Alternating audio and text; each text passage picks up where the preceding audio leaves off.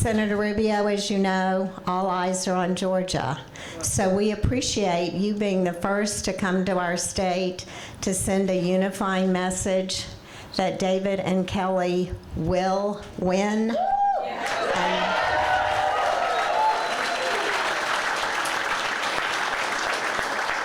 And that we will defend the majority in the Senate.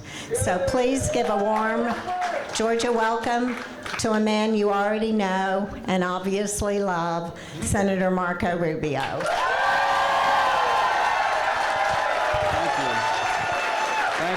Thank you very much. Thank you. To have someone that understands what goes through the minds and what influences the decisions that people that create jobs make has been invaluable for our conference.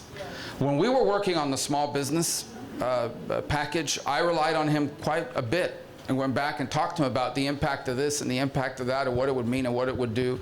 His insights were extraordinary. So that is the reason why it's so important that he be reelected. And I want to thank all of you for being here today and working so hard on his behalf. And the same can be said for Kelly. Kelly comes from a very similar background in terms of everything she's brought to the Senate and everything that she's been able to offer us there. Senator Loeffler's been fantastic in all of these things that she has brought forward. She was also, I have the text messages. I almost pulled them up and read them to you that she was sending to me late at night talking when we were working and negotiating PPP, and a lot of those ideas made it there.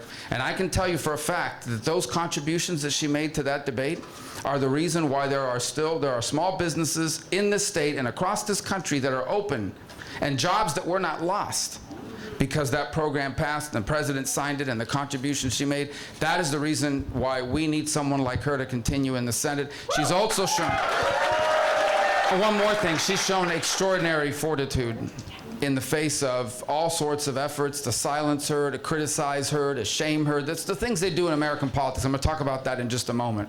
And I think we need that kind of fortitude in America today, and we need that kind of fortitude in the United States Senate. And I'm very proud to be here on her behalf. That's the reason why you need to vote for these folks in normal times.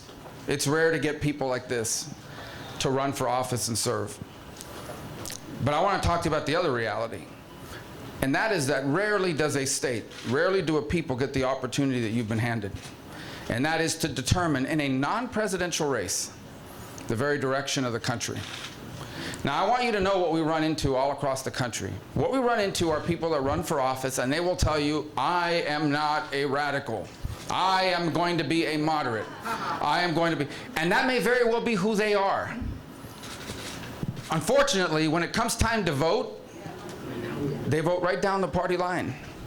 I'm not going to say who it is, but the other day on television, I saw one of these so-called moderate Democratic members of the Senate, and I believe he is. I believe that that's exactly who he is. That's just not how he votes. And so on issue after issue, that's not how they vote. Now, in this particular case, the two individuals that are running as their opponents aren't moderates and don't pretend to be, or at least maybe they'll pretend to be now.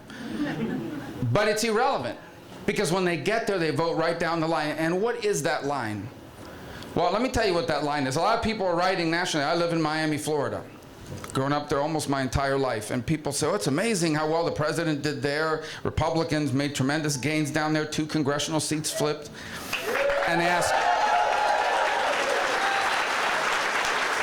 and I have all these people from the national press asking, why did that happen? You know, what happened? What did Republicans do to get the Hispanic vote and so forth? I said, the Democrats that were running are crazy. These are crazy things that they're talking about doing. And normal people don't like crazy things. What do I mean by crazy? This is real crazy. These are crazy things they don't like. They don't think, look, everybody supports the First Amendment. Well, I shouldn't say everybody, but we should all support the First Amendment right to protest. If there's a problem and you don't like it, you have every right in the world to protest. That's a key part of our rights and of our country. You don't have a right to burn down a city. You don't have a right to take over a street.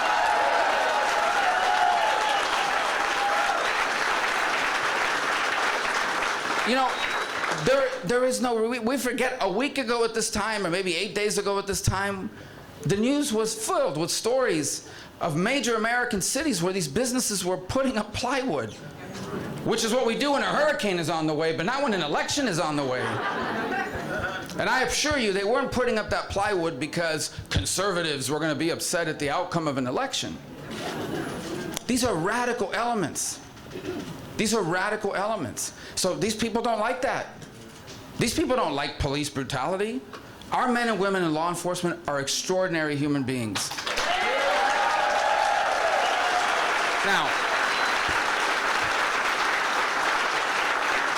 they'll be the first ones to tell you that, like any endeavor that involves human beings, there are people among them that do things that shouldn't be done.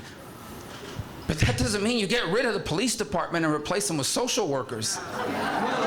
Because if, God forbid, tonight someone breaks into your home and holds your family at gunpoint, you don't want a grief counselor. You don't want somebody there to sort of talk them through it. You want police officers to show up and save your life and your family's life.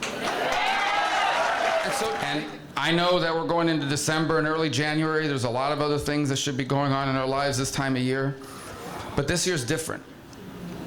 What an understatement. This year's different. But this year's different. And it matters as much as any election I've ever been involved in. And you've been given this unique opportunity to make a difference. And so if you can knock on that one extra door, if you can bring that one extra volunteer, if you can bring to the polls that one extra worker that happens to have lived here for more than a couple hours, if you can, anything you can do to be helpful, we just ask you to do it for the sake of the entire country. This is Georgia's decision to make, but it's America that will live with the consequences of the decision that they make here. And that's why I want to bring on now the person you're really here to hear speak, and that is Senator Kelly Loeffler. She's going to win. Thank you. Thank you. Wow.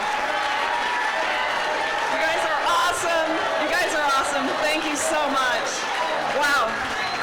Let me say, happy Veterans Day, Georgia. My goodness, yes.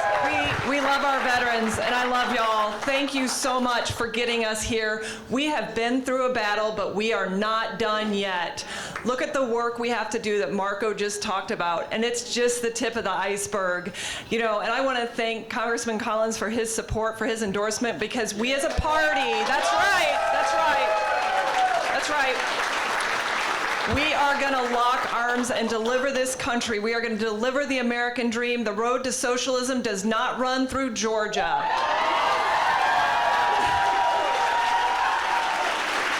So you may have heard, now we take Georgia, then we change America.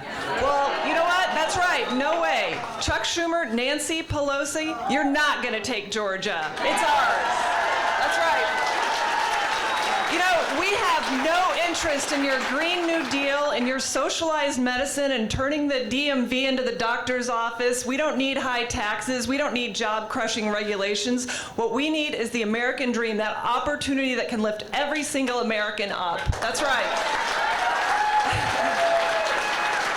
But let me tell you, we do have a choice between socialism and the American dream, and let me tell you why. Let me tell you a little bit more about my opponent. Marco's exactly right. Raphael Warnock celebrated Fidel Castro in his church.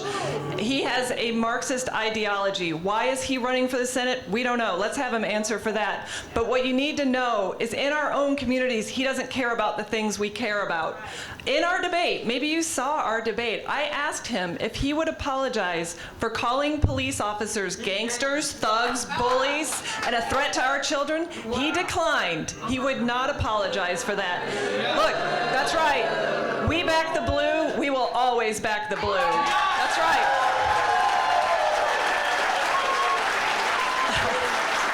But it gets worse than that, if it can even get worse. I mean, the list goes on and on. We don't have much time here.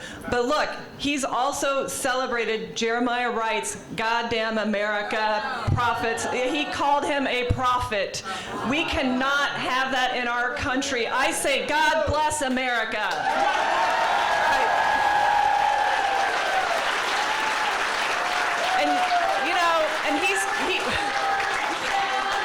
I love you guys. Thank you so much. Thank you.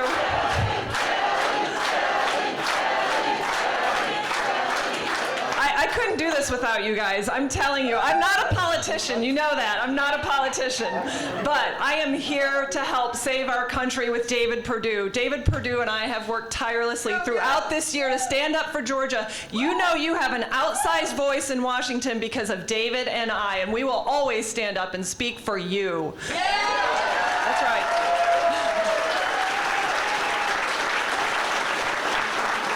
You know, and I think you should know that we're fighting for American opportunity, not socialism. That's why David and I have worked to help get America back to work, not to keep us locked down. Raphael Warnock wants to keep us locked down. He wants to support Joe Biden's mandates where we all shelter in our homes and where we shut this economy down.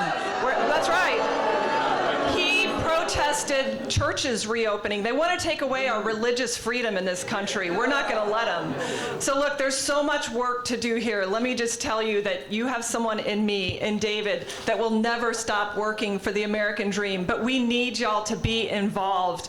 And you did it. You're doing it right now. So today, please make sure that you visit kellyforsenate.com. We have so many ways to sign up and get involved, to work with David and I, with David, Bonnie, and I, and my Senate colleagues across the country are going to be supporting us, but it's all going to happen in Georgia. So we need you to sign up, volunteer, talk to 500 people about why this election matters for the future of our country. It's all on the line. All eyes in this country are on Georgia. We are going to save the country. So look, that's right. That's right. So let me just tell you, we are going to fight to the finish. We got 55 days to get it done. Please make sure that you get involved, get a yard sign, bumper stickers, get your friends and family to make sure that they turn out and vote. Everything's at stake in this election. We are going to keep the Senate in Republican hands and make sure that we keep this country living the American dream. So I just want to say thank you all. God bless you. May God bless Georgia. Thank you so much.